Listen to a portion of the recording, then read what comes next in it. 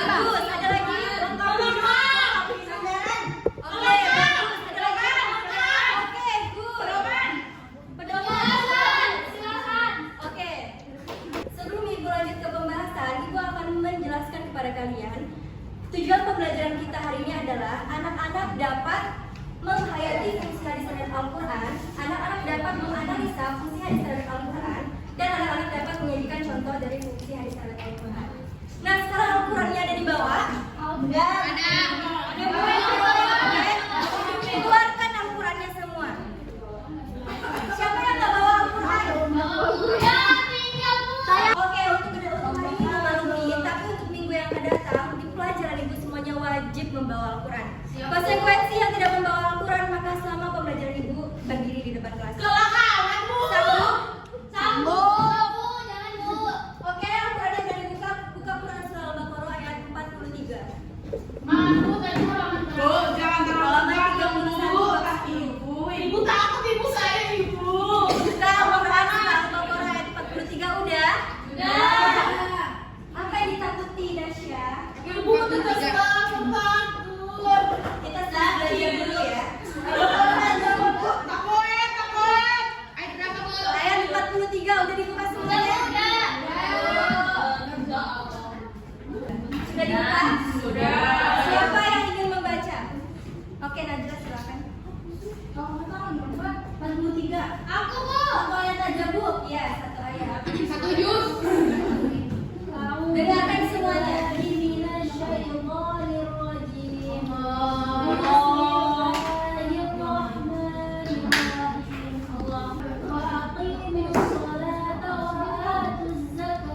Oke, anak-anak tolong diperhatikan. Sekarang kita fokus pada makna dari Quran Surah Al-Baqarah dan dirikanlah sholat. Sekarang Ibu tanya, di dalam Al-Quran ada tidak dijelaskan bagaimana tata cara sholat? Nggak ada. Lalu di mana di akhirnya? Pada zaman sahabat Nabi telah diturunkan ayat untuk memberitakan sholat. Namun sahabat Nabi belum tahu nih bagaimana akhirnya tata cara sholat itu dilakukan. Ibu malah satu orang, siapa yang mengetahui hadis yang berkaitan dengan Novi? Ibu udah nikah belum sih? Alhamdulillah baru kemarin.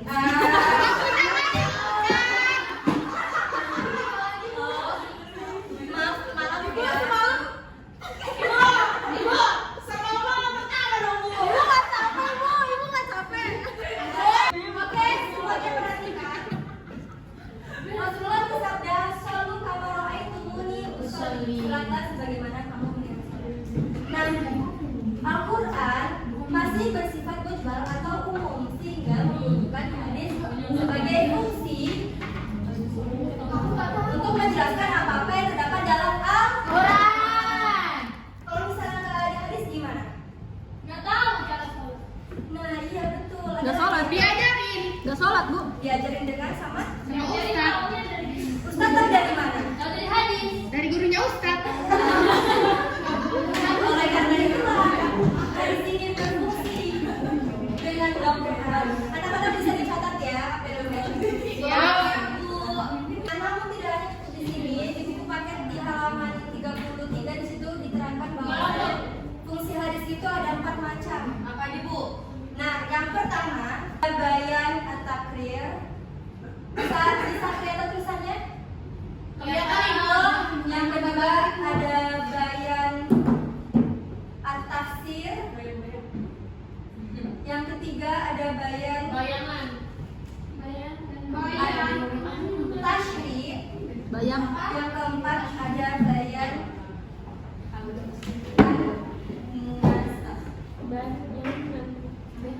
Nah, kalian udah pernah mendengar belum?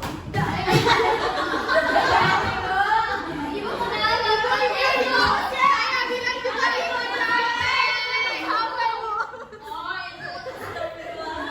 Ibu nggak sampai sampai, Ibu. Kenapa, Bu? Jangan sampean, Ibu.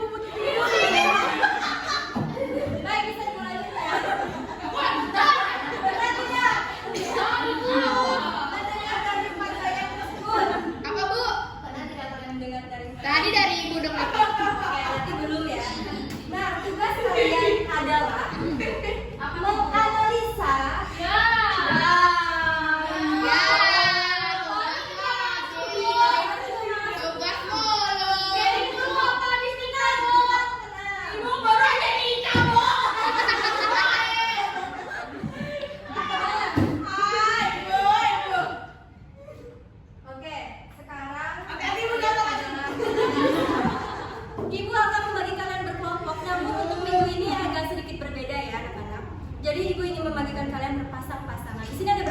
22. Udah ada pasangan dulu. 25. Aku mau sama pacarku. Aduh, nggak bisa. Siapa yang mengizinkan pasangan? Aku mau sama Bu Rida aja. Ibu akan membagi kalian berkelompok, berpasang-pasangan. Namun kalian nggak bisa milih sendiri ya. Iya. Ibu sudah menyediakan undian dan di sini berisi nama hewan. Nah, nanti kalau misalnya kalian mendapat nama hewan yang sama itu pasangan kalian. Oke? Oke, silakan ambil di sini.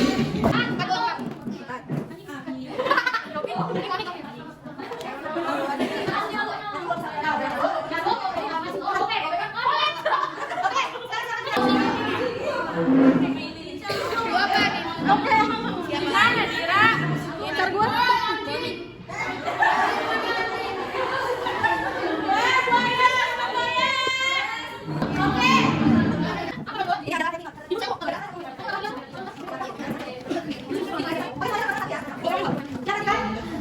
Di sini ibu sudah membuat 4 tabel, yaitu ada bayat takrir, tafsir, dan juga tafsir dan juga nasara.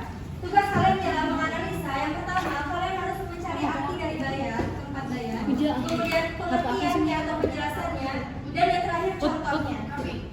Oke? Ibu kasih waktu sekitar 10 menit contoh ya penjelasannya. Ibu ulangi dulu. Jadi arti-arti bayat takrir menguat. Terus pengertiannya, bayat takrir ialah untuk menguatkan bla bla bla bla bla bla. Iya, Penjelasan tuh kayak mana? iya penjelasannya fungsi dari bayat takrir itu apa? Penjelasannya seperti apa? Oke? Ibu kasih.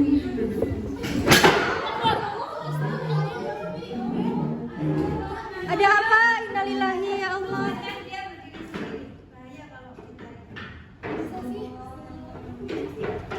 Ya Allah.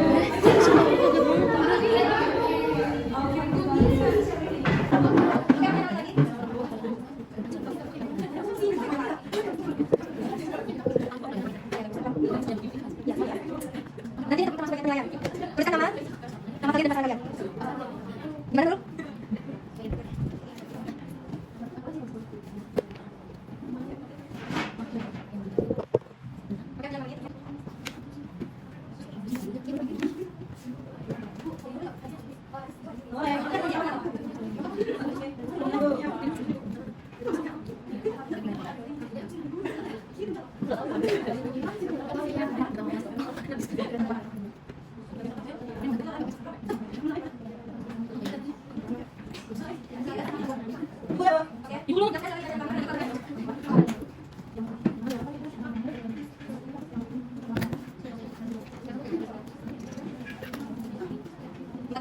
Siapa yang mau ibu kasih kesempatan buat pasangan yang mempresentasikan? Ayo, Bu. Terima dulu. 1, 2, 3. Saya Bu. Ini. Silakan, di sini kita udah ada teman kita Nazla, oke? Jadi ibu kasih kesempatan dari tiap-tiap orang menjelaskan dari 4 macam bayat. Kamu menjelaskan bayat at-takrir, bayat at-tafsir, bayat at-tasyrih, dan juga bayat an-nasr. Ya Allah, tulisan kamu. Oke, ibu kasih waktu 10 menit untuk menjelaskan. Silakan. Siapa dulu? Dari kamu sudah bayat at-takrir. Maju, agak maju ke depan. Perhatikan semuanya ya, perhatikan. Baik, langsung saja di sini kami dari kelompok Buaya akan menjelaskan tentang bayan at-takrir. Bayan at-takrir artinya penguat. Bayan at-takrir penjelasannya yaitu memperkuat dari apa yang sudah diterangkan dalam Al-Qur'an. Nah, di sini ada contohnya yaitu dari hadis riwayat Bukhari dan Abu Hurairah. Novi Putri. Hadisnya Bismillahirrahmanirrahim. An Abi Hurairah radhiyallahu anhu qala Rasulullah sallallahu alaihi wasallam la yaqbalullah salatan ahadikum idza ahdatu hatta yatawaddo. Yang artinya tidak diterima sholat seseorang yang berhadas sampai ia berwudu. Hadis riwayat Bukhari dan Abu Hurairah. Selanjutnya saya di sini akan menjelaskan tentang bayan at-tafsir. Yang dimana arti dari bayan at-tafsir yaitu penjelas. Penjelasannya adalah memberikan tafsiran terhadap isi Al-Quran, batasan-batasan pada ayat yang bersifat mutlak. Contohnya di sini yaitu ada hadis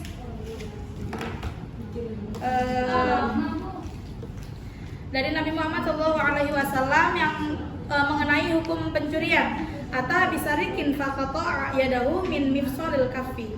Yang artinya Rasulullah SAW didatangi seorang yang membawa pencuri, maka beliau memotong tangan pencuri tersebut dari perlengan tangan.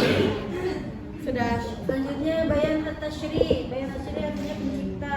Itu artinya mewujudkan atau menciptakan hukum atau aturan yang tidak didapat di dalam Al-Quran secara ekspresif.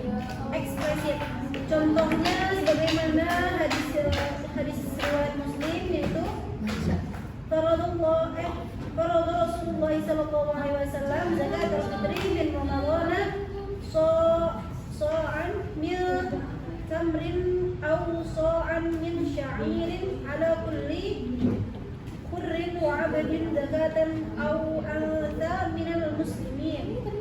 Artinya Rasulullah telah mewajibkan zakat fitrah kepada umat Islam pada bulan Ramadan, satu sa, kurma atau gandum setiap orang, baik merdeka atau hamba, laki-laki atau perempuan. Hadis riwayat Muslim. Baik, selanjutnya Nabila akan menjelaskan bayan nasakh. Bayan nasakh, bayan sendiri artinya penjelasan atau menjelaskan. Sedangkan nasakh artinya menghapus atau membatalkan atau mengubah.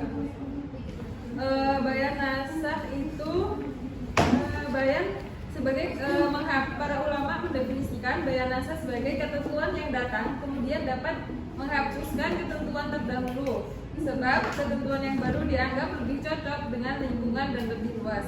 Contohnya ada hadis la wasiyata liwarisi, artinya tidak ada wasiat bagi ahli waris. Hadis ini menasakh Quran surat Al-Baqarah ayat 180 yang berbunyi Bismillahirrahmanirrahim, kutiba alaikum idza hadara ahadakumul mautu in taraka khairan lil wasiyati lil walidaini wal aqrabina bil ma'ruf haqqan 'alal muttaqin. Di dalam ayat ini diwajibkan bagi mayat untuk meninggalkan wasiat. Kemudian menurut mayoritas ulama, ayat ini dinasakh dengan hadis la wasiyata liwarisin, tidak ada wasiat bagi ahli waris. Karena di dalam ahli waris sudah ada ketentuannya sendiri, bagiannya sendiri, jadi tidak perlu diberikan wasiat. Terima kasih. Oke, terima kasih, tepuk tangan buat teman-teman kita.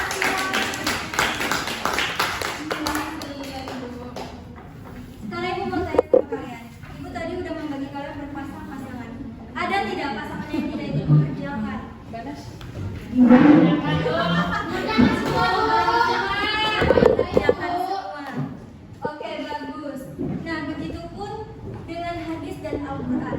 Kalian tidak bisa dipisahkan dengan pasangan kalian karena kalian saling membutuhkan untuk mengerjakan analisa. Begitupun dengan hadis dan Al-Quran. Jika hadis dan Al-Quran tidak bersatu, maka hukum ajaran Islam tidak bisa berjalan semestinya. Sebagaimana yang sudah diterangkan oleh teman-teman kalian tadi, bayan at-takrir yaitu sebagai penguat, dan juga ada juga bayan at-tafsir.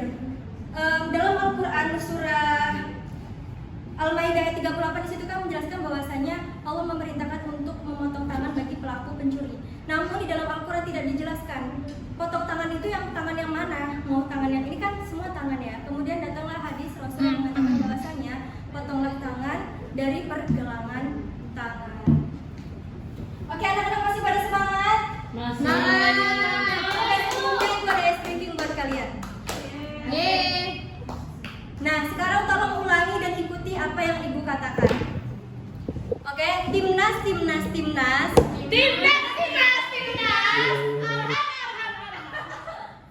Bola.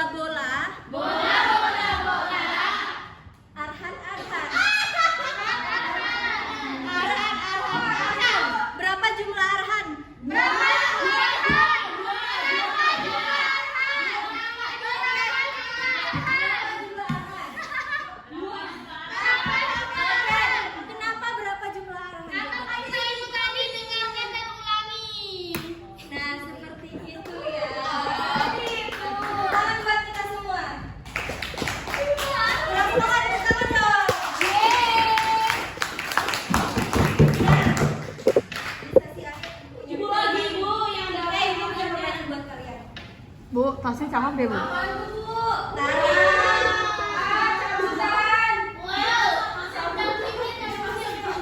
Nah, di sini Ibu punya permainan game sambil bermain. Jadi Ibu telah Permainan game menyiapkan sambil hadiah. bermain. Iya.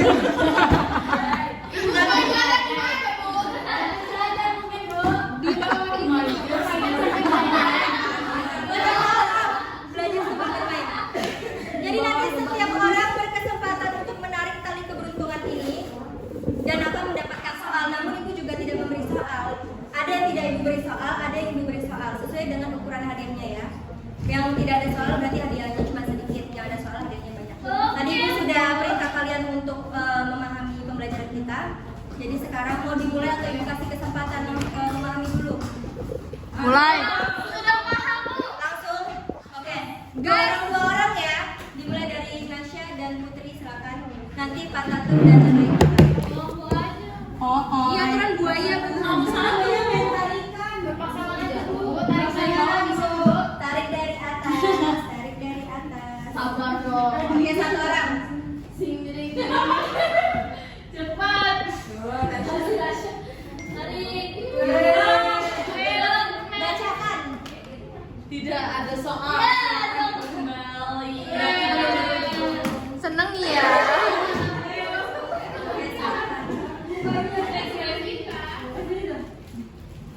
Wih, apa ini? Bacakan. Bayan Atasri adalah Silakan. Nggak boleh. Boleh. Bayan Atasri adalah mewujudkan, menciptakan hukum atau aturan yang dia tidak dapat dalam Al-Quran secara ini apa teh? Eksplisit. Oke, tepuk tangan. Langsung maju aja dua orang. Kalau misalnya satu orang udah langsung maju. Biar Ayo, Pak. Ukurannya sama warnanya doang. Oke, silakan duduk kembali semuanya. Baik, terima kasih untuk anak-anak yang sudah berpartisipasi di mata pelajaran Al-Quran hadis ini. Jadi kesimpulan yang bisa kita ambil bahwasanya Al-Quran dan hadis itu tidak dapat dipisahkan. Karena Al-Quran merupakan pedoman hidup yang masih bersifat mujmal, umum, sehingga memerlukan hadis untuk memperjelas, memperinci apa-apa yang terdapat dalam Al-Quran. Ibu ambil contoh sebagaimana orang tua kalian. Orang tua kalian berpasang-pasangan, saling menguntungkan dan berfungsi satu sama lain, sehingga lahirlah kalian di muka bumi ini. Baik, tepuk tangan buat kita semua. Dan Ibu mohon maaf apabila bercandanya ada yang berlebihan. Dimaafin? Maafin Ibu. Karena Ibu cantik. Iya, terima kasih. Baik, kita tutup pembelajaran kita dengan doa kafaratul majelis.